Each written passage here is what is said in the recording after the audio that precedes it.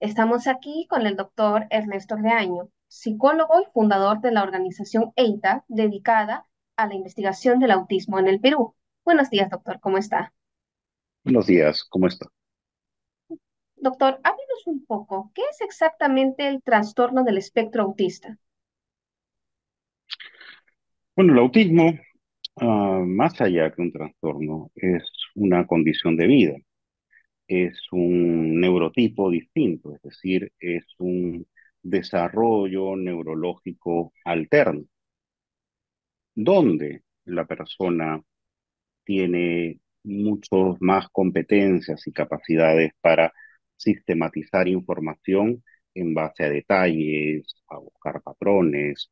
Son personas que suelen tener intereses profundos y que cuando un tema les gusta, profundizan en ese tema y pueden tener mucho talento. Es decir, desde el punto de vista de sus intereses encontramos competencias bastante altas. Los retos vienen más que nada por el lado social, por la manera como entender las habilidades sociales típicas para interactuar y cómo entender el funcionamiento social de las personas típicas o neurotípicas, que también se le llama. Cuando uno encuentra, digamos, estos retos para reconocer las claves de la acción social típica y talentos en el área de sistematización de la información y procesamiento en detalles y patrones, uno habla de autismo. ¿Esos talentos cómo se manifiestan? A ver, mm, toda persona autista tiene una capacidad de hiperfoco, ¿no? Cuando un autista se focaliza en aquello que le interesa, entonces va a desentrañar mucho, digamos, el funcionamiento de ese sistema que le interesa. Si le gustan los dinosaurios, aprenderá mucho sobre dinosaurios. Si le gustan sobre planetas, mucho sobre planetas, acumulando una gran cantidad de información, ¿no? En base, digamos, probablemente a una memoria muy fuerte, va a ser. Pero bueno, eso es un lado. Ahora, hay autistas no hablantes, por ejemplo, ¿no? Que también tienen esta alta capacidad para sistematizar información. Y eso lo podemos ver, por ejemplo, cuando si les interesa, por ejemplo, algún tema específico, los cubos, por ejemplo, vamos a encontrar que arman una serie de patrones o encuentran muchos detalles en las cosas, ya sea la persona autista hablante o no sea hablante, ya sea el nivel de las necesidades de apoyo, todos los autistas sistematizamos profundamente, encontramos detalles y patrones en las cosas, digamos, que nos apasionan. Y el talento que tenemos está asociado a ello. Es muy interesante, la verdad. Pueden ser como genios, básicamente. Sí, hay personas autistas que alcanzan la genialidad, pero en líneas generales uno puede decir que todo autista, digamos, es un apasionado de aquellas cosas que le interesan profundamente. Y en esa medida no todos los autistas son genios, pero todos sí vamos a ser talentosos en aquello que nos interesa. ¿Qué otros síntomas, cualidades se ve presente, digamos, en los niños pequeños? ¿Varía entre géneros? A ver, es una pregunta bastante interesante. Eh, Uno ve esta capacidad de sistematización de información que hemos hablado. Uno ve estos retos en la comprensión, digamos, de cómo interactuar socialmente y cómo entender a los demás. Pero también muchas veces hay un perfil sensorial atípico asociado al autismo, ¿no? Que puede ser de una mayor reactividad, o a veces se le denomina esto hipersensibilidad a ciertos estímulos, o una menor reactividad o hiposensibilidad a ciertos estímulos, ya sea olfativamente, táctilmente, visualmente, etcétera, ¿no? Entonces tenemos el área cognitiva asociada a la sistematización de la información, el área sensorial, el área, digamos, de la cognición social, de cómo comprender la interacción social, ¿no? Esos son básicamente los campos que uno tendría que ver dentro del autismo. Ahora, si esto varía entre género y género, en realidad no.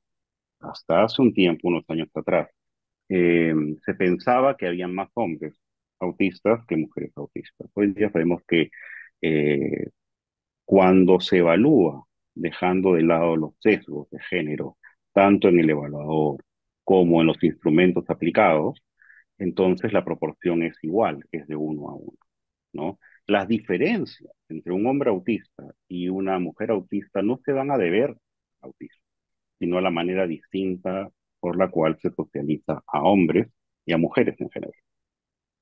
Y es realmente por esa razón que muchas mujeres autistas tal vez no fueron diagnosticadas por ideas anticuadas del género.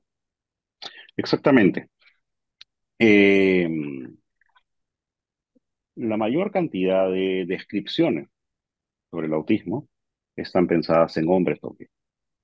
Entonces, muchas mujeres autistas no recaen, digamos, dentro de esas descripciones, lo cual retrasa la edad para dar diagnóstico. Pero por otro lado, también tiene que ver con una cultura, por ejemplo, como la nuestra, que con componentes machistas, hace que si un niño pequeño no juega con los demás niños, entonces se empieza a buscar la explicación de por qué ocurre eso.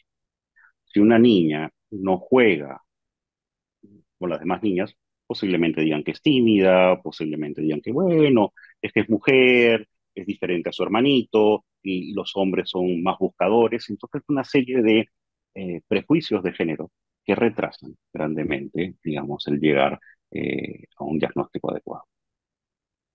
Y eso es una tragedia entonces, porque muchas mujeres, niñas crecerán pensando que hay un problema en ellas sin saber cuál es la respuesta, la solución.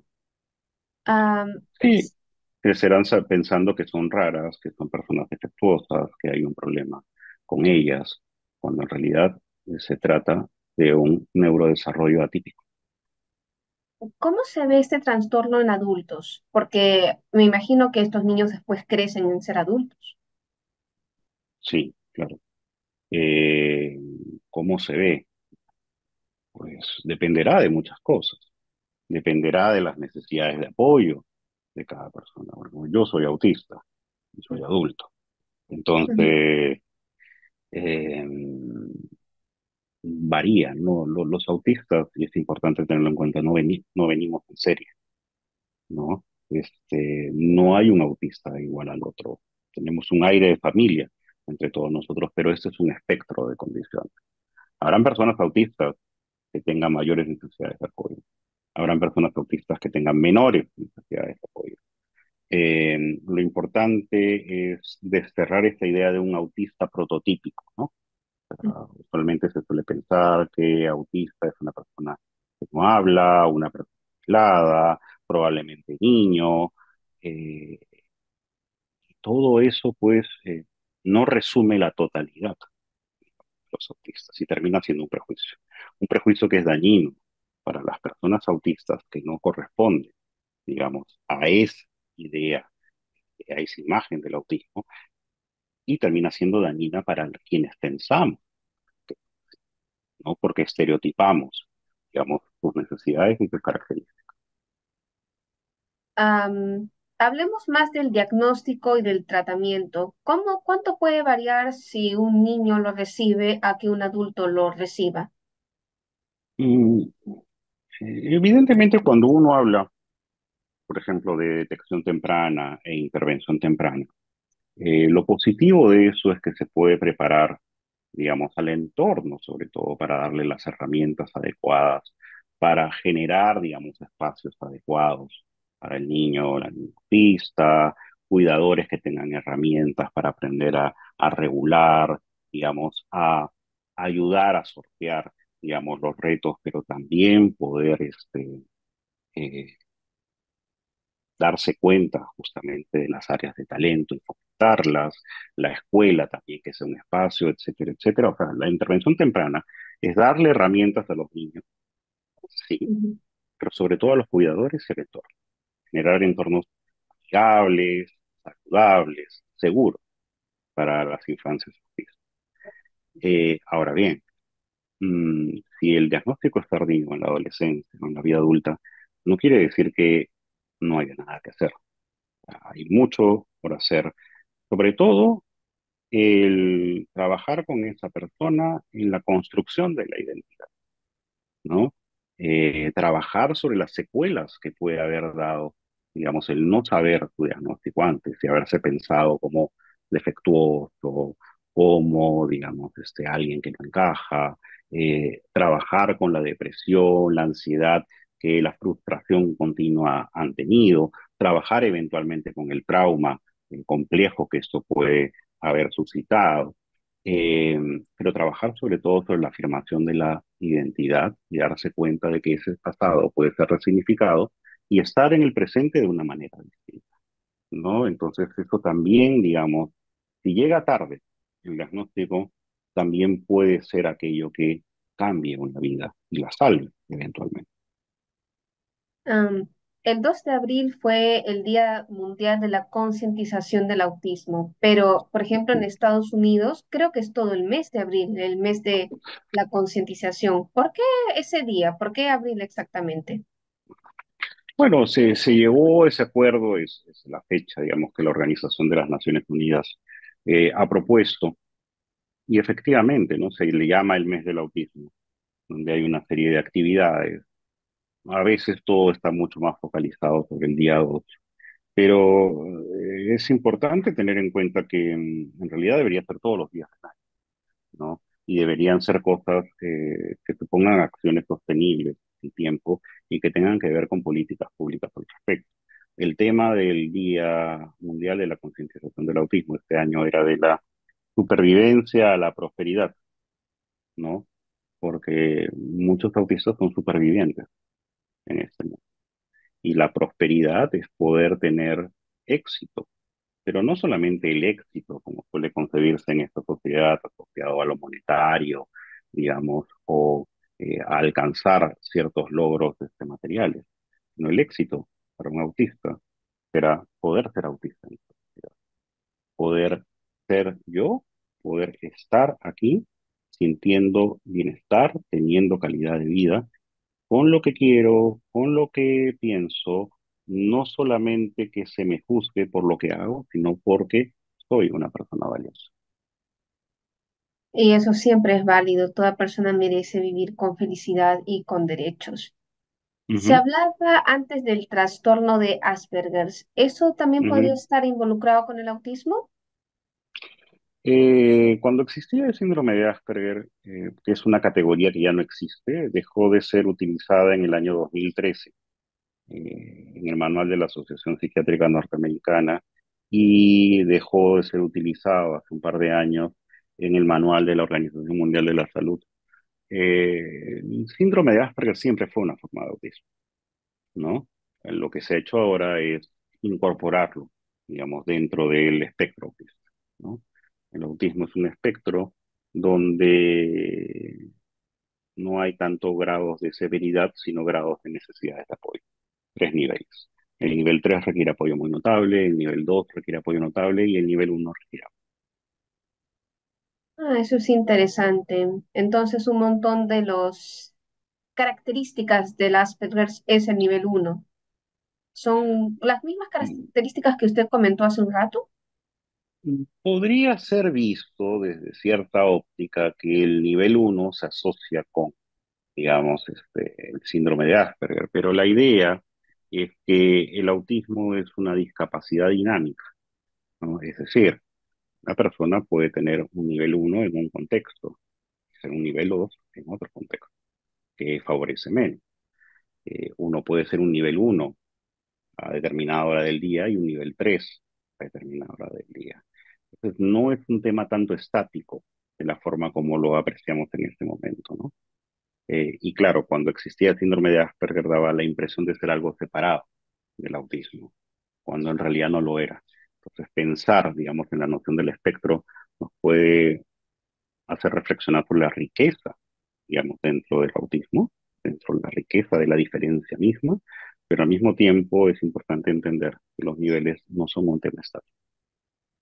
¿Y qué hay de otras condiciones, trastornos, como el déficit de atención? Por ejemplo, ¿tienen en común con el autismo? ¿Pueden conectarse?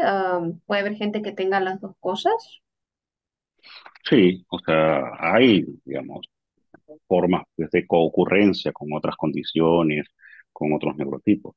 ¿no? Es frecuente, eh, dependiendo de los estudios, algunas personas hablan que el 30% de autistas eh, tiene este tema de déficit de atención, algunos hablan que incluso hasta el 80%, depende de cómo se conceptualicen ambas categorías. Pero sí, o sea, es una concurrencia frecuente encontrar eh, juntos al déficit de atención y al autismo. Interesante. Entonces, ¿existe este concepto que es la neurodiversidad? ¿Qué es exactamente? A ver, cuando hablamos de neurodiversidad hablamos de tres cosas, ¿no? En primer lugar, de un hecho biológico. Todos tenemos cerebros diferentes, pero hay algunas personas que tienen cerebros más parecidos. Un tipo de cerebro mayoritario le vamos a llamar tipo de cerebro neurotípico, y después están los tipos de cerebros autistas, disléxicos, déficit de atención e hiperactividad, esquizofrenia, etcétera, etcétera, ¿no? Eh, en primer lugar, es eso. La neurodiversidad alude al hecho de la diferencia entre los tipos de cerebro. Pero también la neurodiversidad es un paradigma que supone que yo puedo conceptualizar mi visión sobre esa diferencia sabiendo que esa diversidad es un hecho valioso, que no hay un tipo de cerebro mejor que otro, que cuando se cree que el tipo de cerebro neurotípico es mejor que otros tipos de cerebro son ficciones culturales armadas sobre la base de pensar, por ejemplo, que los hombres son más inteligentes que las mujeres, o que hay razas superiores a otras, o que hay culturas inferiores, ¿no? Es la misma construcción cultural, ¿no? Pero que cuando aceptamos la diversidad en general es una fuente potencial de creatividad. Y la neurodiversidad también alude a un movimiento, que es el movimiento de la neurodiversidad, que es un movimiento que busca derechos, digamos, civiles para las personas neurodivergentes.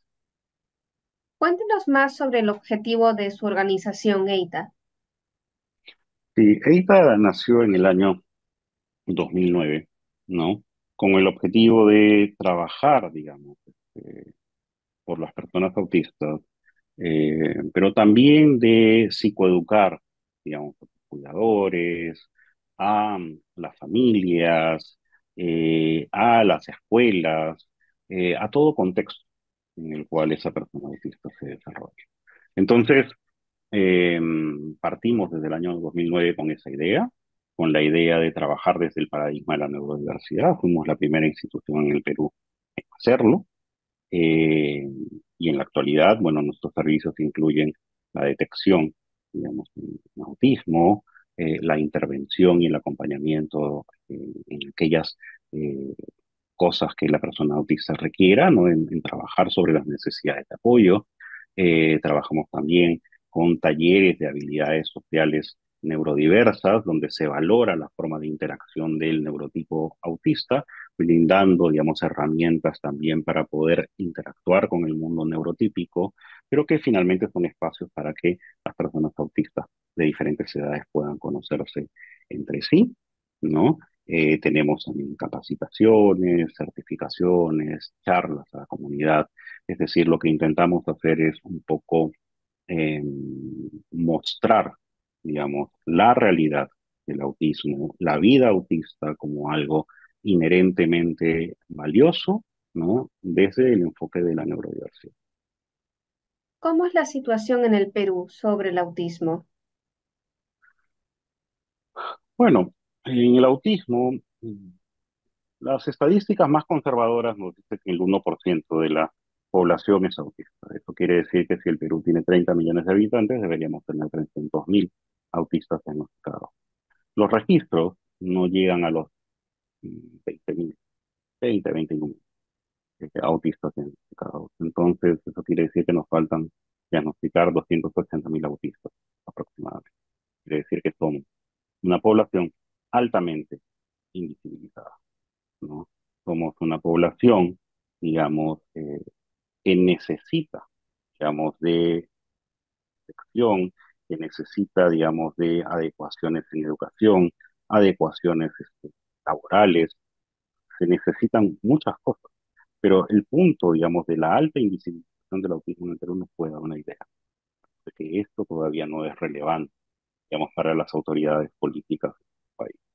Por eso que cuando dicen, ahora hay más autistas que antes, no, faltan muchos más, ¿no? O sea, ahora somos más sensibles, vamos a buscar detección y sabemos más, pero nos queda muchísimo por hacer.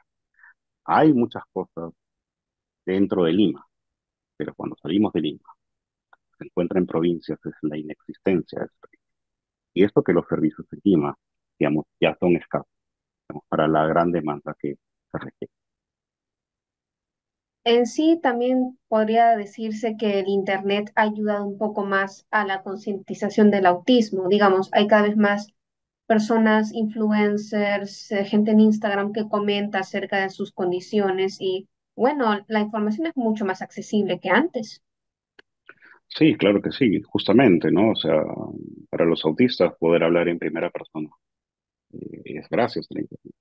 El movimiento autista empieza a cobrar fuerza, digamos, en los años 90, fines de los años 90, justamente con la aparición de la Internet, donde, claro, cualquier persona deja de ser solamente un consumidor de contenidos para ser un prosumidor, es decir, alguien que crea contenido, ¿no? Entonces, esa es la diferencia que existe en la actualidad. Para los interesados, ¿qué películas, documentales o series recomendaría para saber más del autismo? ¿Qué personajes interesantes con la condición podrían servir para como una instrucción? Bueno, a ver, yo creo que acá es importante tener cuidado con las películas de Hollywood, ¿no? Los Hollywood y similares han creado la idea de autistas o el autista genio incomprendido tipo Sheldon Cooper, ¿no? O el autista genio pero con ciertas dificultades tipo Rayman, ¿no? O digamos, personas con altas necesidades de apoyo, pero que no terminan, digamos, cuajando sobre lo que es realmente el autismo. O sea, yo creo que, por ejemplo, está la película de Temple Grandin, que es bastante interesante, está el documental La razón por la que salto, que también es muy interesante. Eh,